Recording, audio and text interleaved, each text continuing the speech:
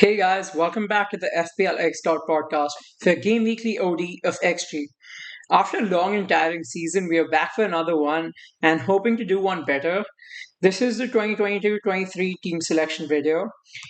In this, I'll go over my last season a little and about my overview for this season. I did initially have this video planned with multiple special guests talking about each of the positions, but due to some time constraints and setup issues, I could only get that done for forward, but I have a really special guest lined up for that. For the other sections, I have made the slideshow and the sheets, but I'll just go through them quick and I'll have the forwards one nice and ready. So, talking about my season review, I did have one of my best seasons, probably my best season ever. I end up with a 15k rank. Game week 38, I tried to go for a punt to get into the top 5k or miss our top 10k. Didn't work out, finished 15k. But that's fine. We take it and we move. Hopefully, this season is a top 10k or better finish. It's still an improvement. I have probably played FPL only for the last two seasons. Before that was just mini leagues joining in the middle of the season and stuff like that. But yeah, taking it more seriously and making better decisions and more planned decisions. And for this season, obviously there's a World Cup. We have an extra wild card technically. So you can go for more punts than your usual season. And that's why I'd suggest. I see a lot of template teams here and there, but without at least two or three differentials in a template team, it's not fun. Um, I will talk about drafts in another video, but let's move on to goalkeepers. So this video is entirely about the exhaustive list of all players you should be thinking about in your first draft. You should not first team actually. I don't think there will be any players that are not in this video that you should even consider. So for the keepers, I'll just go quick and mention my favorite ones from each section, maybe. So for this, if I was going for a 5.5 keeper, I would probably go for Edison. I need a Liverpool triple up elsewhere, and Lloris is just not the same as a City clean sheet. And as for the premiums, I'm currently leaning towards Ramsdale, but none of those options are really bad. Mendy is not the best keeper out there for me, so not that interested. Pope and Saar are pretty good, decent fixtures. But you're getting an Aaron Ramsdale with good fixtures, 5 mil, I'd go with that. As for the 4.5 mils, my favorite out of the three is Robert Sanchez. Um, the fixtures are decent, team is decent. I know they lost Bissouma, which is a big blow for their defensive capabilities, but I think they will manage well, and Robert Sanchez looks like the pick. Raya Martin is a close second for me, but like you can see on the watch list, if Strakosha starts playing, which is kind of their future Raya Martin replacement, he might be a good pick also. Um, Danny Ward and Iverson, which are one plays, is an obvious 4 mil. You can obviously do the double up and have an 8 million goalkeeping section, but I don't like Leicester's fixtures or their clean sheet chances. As for defenders, like greater than 6 mil are the stars. You know who are there. It was actually 5.5 is only Perisic, so I moved it over there. Trent, Robo, Cancelo, you're not going wrong with any of those three. Like they're almost template picks. Robo would be if people weren't going for Diaz or Darwin Nunez or someone. As for Virgil, I wouldn't go there. Like invest the extra point 0.5, go for a Robertson. Reece James, pretty good at 6 mil. Chile is a injury risk. And Perisic, if he plays every single game, he's golden. But we don't have that confirmation. If you have again, the bench doesn't really matter because he will probably come on if he doesn't start. So I'm not too sure if I'm going there. But he's as explosive as they get. As for the 5 millions, I like Zinchenko, Cash, Trippier, not too inclined over the rest. As for the cheap ones, my favorite 4.5 is probably Dalot. And if I was risking a little, it was James Justin. A safe pick does look like Lewis Dunk, decent fixtures, good attacking threat. And budget enablers, those are the two good ones. Uh, it's either or. Currently, I have both in my draft. And there are a few watchlist players, which are essentially players who you should not be picking right now. But if they get transfers or they start playing every game, they are ones to look out for. As for midfielders, you have Salah, KDB, Son. You're not going wrong with them. So Just if you want them, go with them. There's a typo over there, Kevin. And as for the premiums, I think Sterling does provide value. He is the most attacking Chelsea player. If you had the money, you want a little differential ahead of the 8 mil mids, Sterling is a really good pick.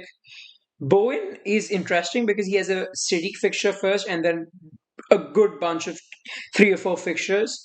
City is not the worst for him. He did score 2 against them last game they played at the Hammer Stadium. But yeah, Bowen, you're not going wrong. He was amazing last season. He's just going under the radar right now because of his first City fixture and because of his price, but he's a great pick. As for the 8 mil, I don't have a preference. I like Saka. He may be on pens or whoever wins. Mount is probably one of Chelsea's best assets. Most creative. He's involved a lot. Matters is explosive. Luis Diaz, again, it's only the Liverpool triple up that you need to worry about. Who is the third one? Luis Diaz, Robertson, Darwin Nunez. You aren't really going wrong.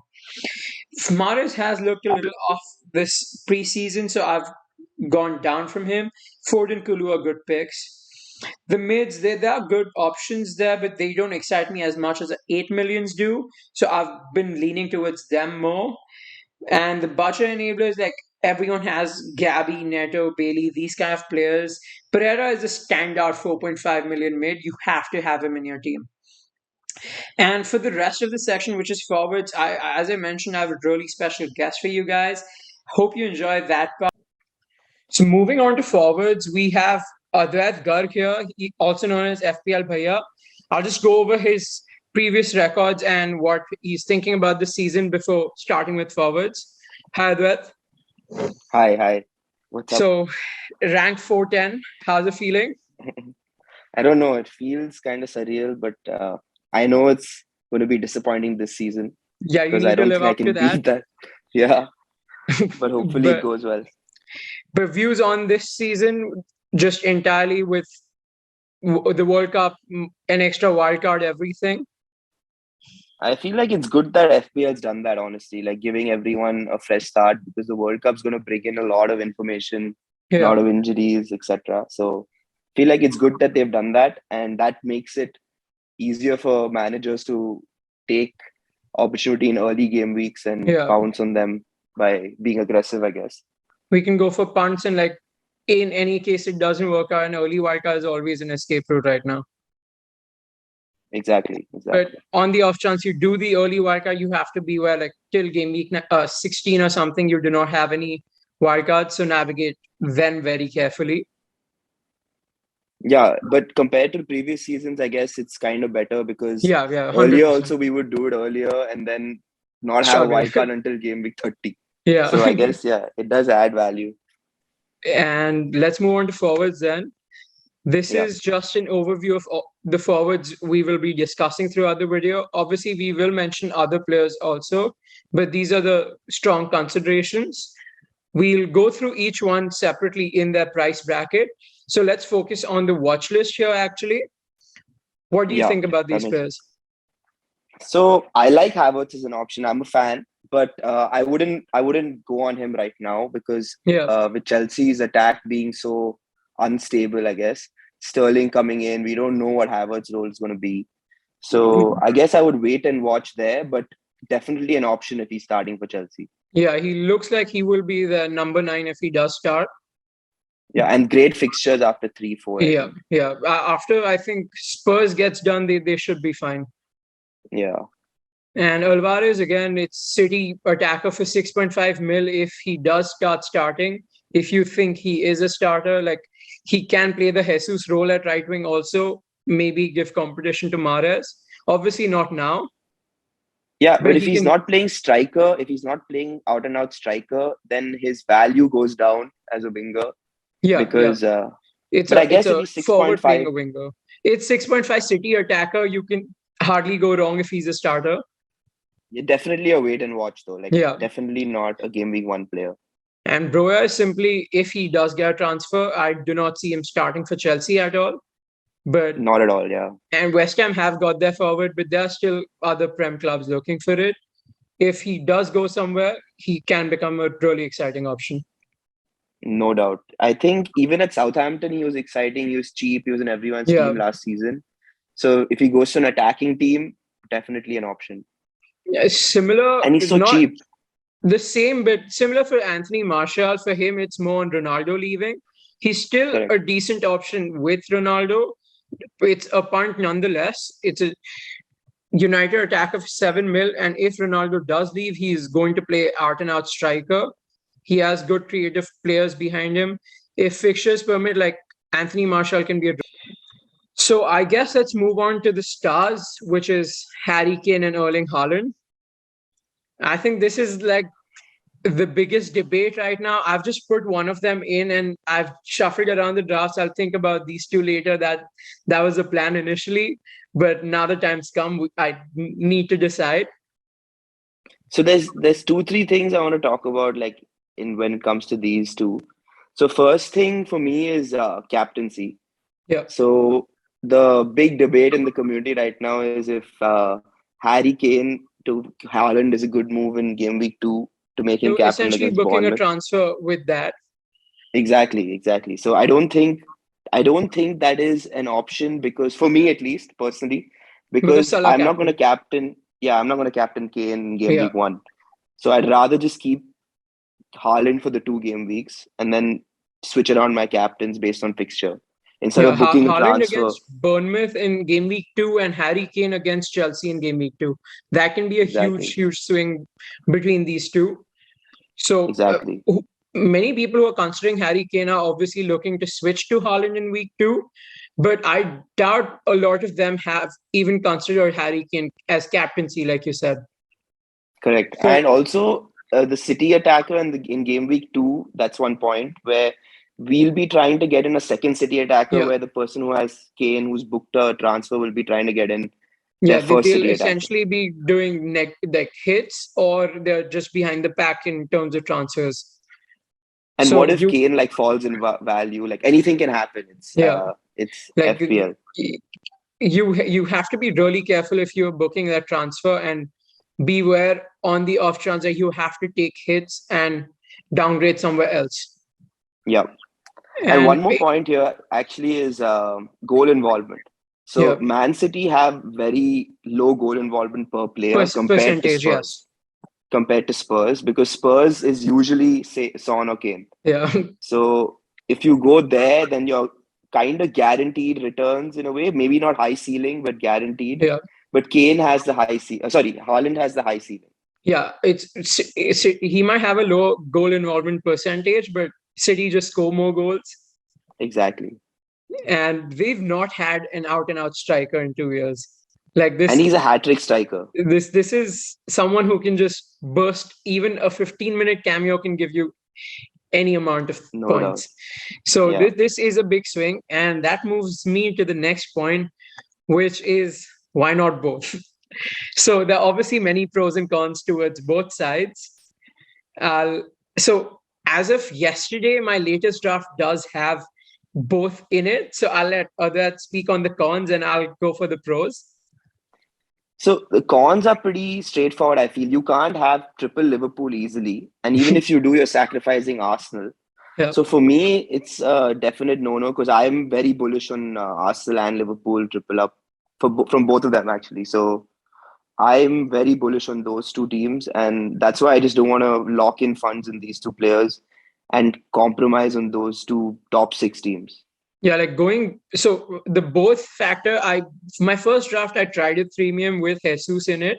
We'll come to Jesus obviously, but that I just did not like the team because I could not go as big at the back as I wanted. But Exactly. yesterday I did make a draft, which I'll come to later in the video, which essentially has both of them and no Jesus, which is going against the entire FPL community.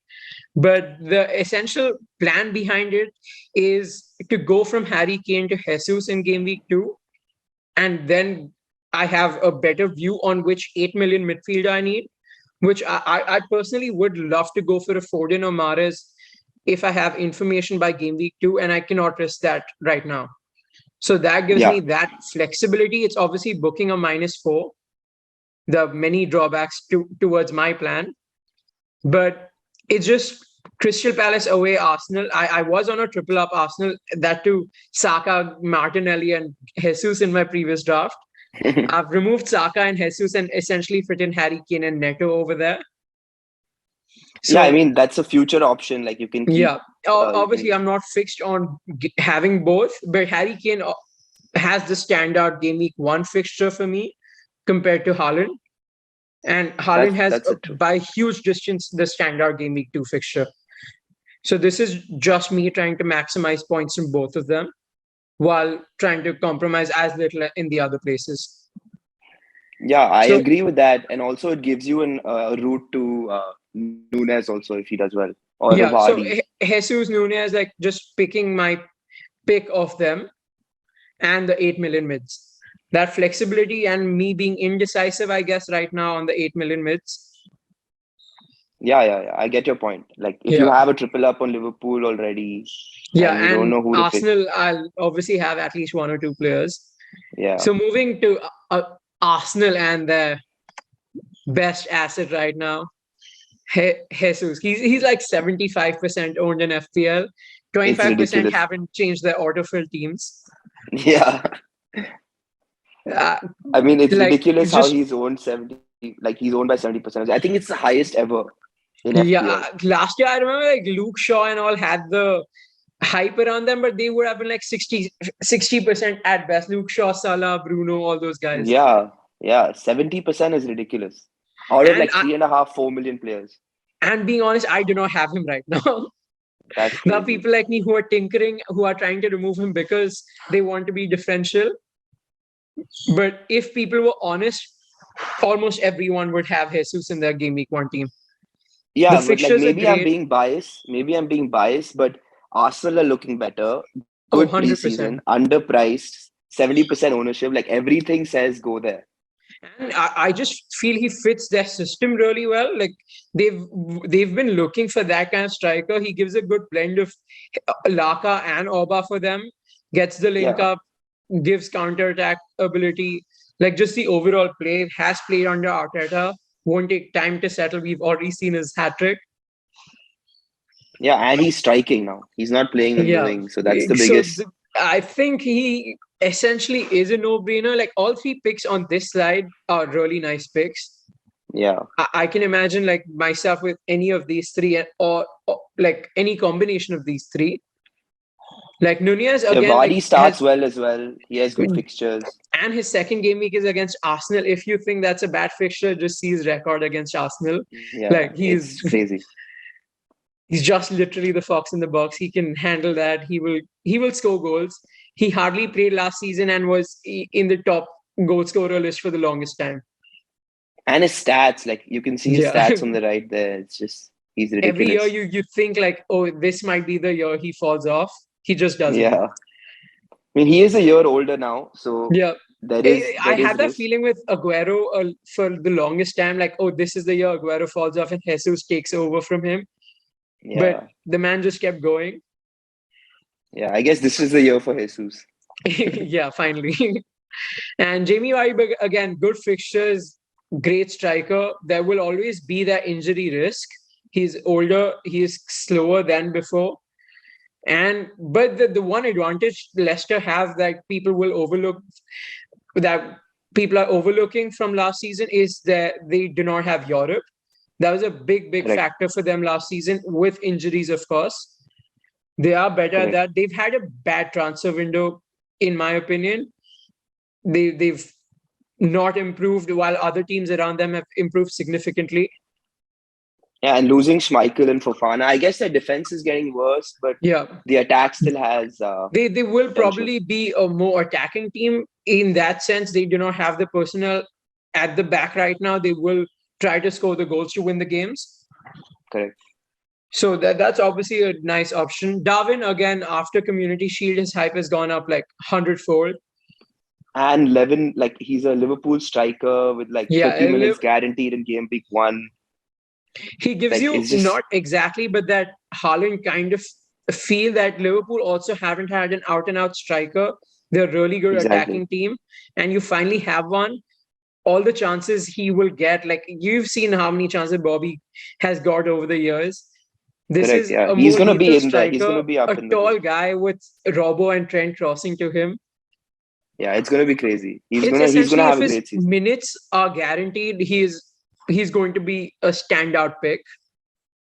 Definitely. I That's think the he's gonna risk be a you're great pick. taking right now. And the big risk why people don't have Darwin right now in their team is because three Liverpool slots. Trent and Salah occupy two guaranteed. Now, Robbo and Diaz were the obvious third options. Now, Darwin has put his hand up, and now everyone's confused. I think, Honestly, if it was me, I would still pick Robbo and Diaz over Darwin only because of guaranteed minutes. yeah, But if I was his more upside of a is way risk higher. taker, I would go for Darwin over Diaz, though. Yeah, because of his upside, right? Yeah, Robbo is just the base level is just too high. Yeah, You're no doubt. guaranteed so many points. And consistency, like Yeah. you're gonna get it. So I guess that's about it. These three are all good picks. Jesus is obviously the standout pick among all forwards, all players in FPL looks like. I think so. Like at least to save yourself crazy rank damage, Yeah. Yeah. have him in your team. EO is one of the big reasons why I can't get myself to do the Haaland Kane draft. Yeah. It is a But good enough reason though. Like it is a fair reason. yeah. And then the remaining strikers, the pick of the rest of the Premier The League, mid-table teams. the mid-table teams, and of course the two Aston Villa players here. They have two strikers. They have Archer also coming up. Aston Villa are a good team. They have looked slightly better under Gerrard. Their wingbacks are more attacking. I'm not too sure Uh, about Watkins or Ings though. I don't know if I'll go there because they have a lot of options in Coutinho, Buendia, Yeah, Bailey. exactly. Like I like the midfield attack options better than Ollie Watkins or Ings. Yeah, exactly. And these two will be rotated. I feel like maybe not rotated, but these two will have like a in and out Yeah. of the Danny team. Ings is obviously like old. He is not going to Yeah, play every game, not 90, obviously. correct. The Watkins fixtures is a we'll get beast to though, later. fitness wise. What? Watkins is a beast fitness wise though. Yeah. So Watkins, and he does provide a lot to the Aston Villa team. It's just he is not the most lethal finisher out there. but And I would still keep him as an option. And like if you don't want to go Bamford or yeah, someone else in if the you are seven, have that 7 to 7.5 million slot, out of the options over here, he is obviously one of the more enticing ones. And they correct. play Bournemouth in their first game. Like that's Exactly. That's one of the big reasons actually. yeah.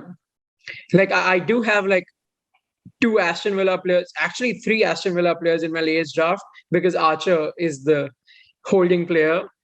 But I do like their fixtures, at least for the first few weeks. You can jump ship later on. Bailey, Cash, these players aren't that expensive. Yeah. And also Ings could come in like as a winger. Sometimes I've seen them do Yeah. that with Watkins and Ings. So both I of can them see could Ings play. being a really good impact sub in games also. Like you have five subs Yeah. now. You get him on 80th minute, you need a goal. He is your striker. Yeah. Yeah. He's a high impact player. Yeah. Bamford over here, I've taken stats from the season before last year because he barely had a season last year. These Uh, stats are obviously skewed. Like he had an insane season. He exactly. had Rafinha behind him. He was also on song. Leads were And he had flying. Bielsa. Yeah, Bielsa's leads were flying at that point. Yeah. So it's skewed. He has decent fixtures. I've put these stats to show he has the pedigree. It's not wrong going for him. It's obviously a Yeah. punt given he hasn't played proper football in a year. Correct. And his XA is really good. Like he's an assist. He Yeah, has assist he potential. he, And he he in the links up well. preseason game, sorry. Yeah, he links up well with the players also around him. He's been in the team. It's not like he's a new signing. He may feel like wanting Leeds this year, but he's not a new signing. He does not need to adapt. These were his stats with this team. It's not like a Haaland where I've picked his stats from a Dortmund. This is his team Correct. just a year before. And he had a good preseason game, I think, a few nights Yeah, ago. he scored I'm that not. one decent goal. I saw the goal. Like It was a defensive error. It was a Don't want defensive to error, get too but it was, hyped about him yeah. right now. I've got burned by him quite a few times last year. Yeah, last year was not a good year to have him. Now, Callum Wilson again did not have the best last year because of injuries, but Yeah. again, a striker with pedigree, he can score. And Newcastle are improving every window, every day. They Yeah, haven't got a striker. just the fixtures don't do it for me Yeah, with him. we will come to the fixtures. His fixtures aren't the most appealing, but just because of pedigree, he is a good striker when fixtures turn. Like he is one to look out for. Decent first two fixtures if you are looking to jump ship later on Yeah. and on an early wildcard or something. Then you have the two. You have Ivan Toney. Sorry, Ivan Toney again. Brentford. His numbers increased a lot second half of last season with Ericsson. No, He's scored a lot of goals in life. He is a good striker, but I don't think I'm leaning towards him. yeah, I'm not very bullish on Brentford attack. Like Ericsson was exciting, creative, Yeah. something nice to look at, but I'm not that bullish on the Brentford attack. Not until I see them play this season. Yeah, like I think it's still a little early for them. You don't Yeah, know how they're going to play without Ericsson. Like you saw them the first half last season, they won the most exciting. correct. And And Danny Welbeck also, I feel like he's a wait and watch they have a lot of because striker options. He does look like the more nailed on from the first game, but again, not that convincing. He is cheaper than all the ones mentioned here. correct. So if you are looking at someone at a 6 or 6.5 million price bracket and cannot increase, I would still recommend you find that 1.5 million and get to one of these other strikers over Danny Welbeck. But if you are at the price bracket, I think he's your best option. Yeah, definitely. Maybe not game week 1, but yeah, eventually. So if you're Yeah. okay keeping him as a Yeah. sub game week If you 1, are at that price issue and you probably have a sub option. If you don't, like, yeah, I'd recommend changing other things in your team. yeah, And then we have the actually, we talk about the fixtures here. So we'll just go quick on the fixtures. Attacking rank, I'll just explain what that is. I've taken it from Fantasy Football Hub. So on the fixture list, they rank teams also based on their attacking prowess and the teams they are playing against, their defense. So it's not overall rank for the 5 fixtures, it's their attacks rank. correct. So That makes sense because you see Bamford up in 9th, and yeah, you see like Tony up in 7th, even though the attack isn't, exactly. it's just the fixtures also, right? So that makes Yeah, and sense. like Callum Wilson's 20th, he has a City and Liverpool, obviously, but Wolves and Brighton are better defenses than their overall value. Yeah, correct. Exactly. And also, talking about fixtures, we can't forget Anthony Martial in Yeah, this game. we did not speak about him before, but Anthony Martial is wearing gloves again. He's looking good. Fixtures are pretty decent, at least for the first few. So if you are looking to punt, I would love to go there. If I have any more concrete news on Ronaldo, I would be more bullish on him. But it's Correct. scaring And me a I little. think first 2 game weeks he's good. So if you're, that's my Yeah, opinion. I don't know, Ronaldo's but not I had think a if you're, great preseason. he hasn't Like had a great as in preseason. Like like he's played 30 he's not minutes. played. Yeah. And he's like 38 now. Yeah, It's but time it's Tony Marshall Ronaldo. steps up. I mean, Yeah, I if think he's fit this and is he's just an ready, he's going to be in overview. the You squad. can look for it yourself. Just decide, like, these are the rankings based on just data Fantasy Football Hub had. You can form your own. You can think about this. If you're jumping ship after game week 2 or 3, you can look at it that way. This is just really general information, but Anthony Marshall definitely comes in the picture. Someone not here is Antonio that I would like to mention. Oh, First yes. game week is bad with City, but That's after that, one I of the think, major reasons I didn't put him up there. Like, I obviously love yeah, him. He, again, a striker with pedigree and great pedigree for the first. If you believe those Harry Kane doesn't score in August kind of things, you definitely yeah, believe Antonio is going to kill in the first few weeks. exactly. He's getting half a season's points in the first few weeks. I feel like he could be a good option after the Yeah. first game week. And Moyes doesn't really get newer signings straight away in. So I don't think this Kamaka risk is as big as people are making it out to be. Antonio Correct. still starts the season definitely. And he's a If big you name. Like he's not going to be replaced by a new signing immediately. Like Yeah. If you he's have a like a talent. slot 4.5 defender as your first sub, you can obviously play him over Antonio for the first game, the City game, and then Yep. Antonio's fixtures are just gold. Correct. So moving on to the final attacking section, which is the budget enablers, the 4.5s. So I've gone through a little research on these three, and these three are the only options that are viable. And these three provide a good blend, and you can decide what kind of a manager you are with these three. And so Luke Plange has the least expected minutes out of the three. He has lots of attack. So he plays for Crystal Palace, Arsenal jersey because he's just coming from Arsenal.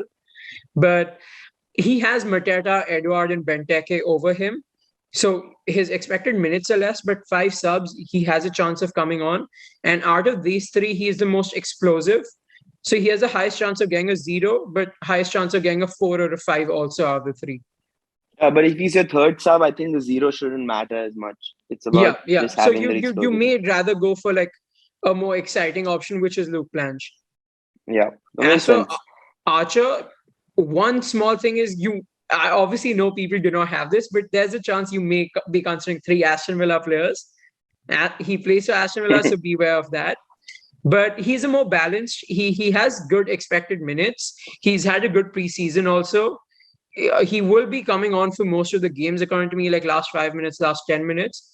And the manager's comments, like Yeah, he's very bullish on him. he praised him and he said he is definitely staying this year. No loans, nothing. Yeah, exactly. And as for Greenwood, again, manager praised like he managers essentially said he will be we will see more of Greenwood this year than ever before. He does play midfield and many other positions. So his Correct. expected minutes are high, but he'll probably get you that 1 pointer. So if you just want to be Yeah, safe and go with that one, he's probably your pick. he has a versatility. So if you want the Yeah. minutes, I guess he's a Yeah. good pick. He will probably come on every game with the 5 subs. Like if someone has 4 million defenders and him, I feel like he's a safe pick. Yeah, yeah. Like if you are definitely sure your other players aren't minute guarantees, like he's a better pick out of these two. But if it's your third Definitely. sub, I would definitely recommend Planja Archer. Yeah, same. I'm on Archer right now. So Archer, I'm on Archer, and my biggest reason has been he will come on like last 5 minutes, last 10 minutes. They are playing easier teams and they will be chasing. And he will strike. Yeah, he's just gonna go for goal. So that's it from the video, guys. It was just every single player you need to consider for your final draft if your game week 1. Stay tuned for another video that's coming up soon that will help you a lot for your final tips and tricks and some templates, tinkering, everything. So yeah, stay tuned for that. That'll actually be really insightful and we'll use a lot it will only use players from this video. As I mentioned, it's an exhaustive list. So thank you for watching. Please like, share, subscribe, comment if you have any questions. Let me know what your team is. And of course, follow me on Twitter and join the League of Ex Gentlemen. We already have over 500 people. So more the people, the higher the cash prize is going to be. Free to play league, and you're going to win some amazing prizes and interact with truly engaged managers. So follow me on Twitter and join the league. Thank you.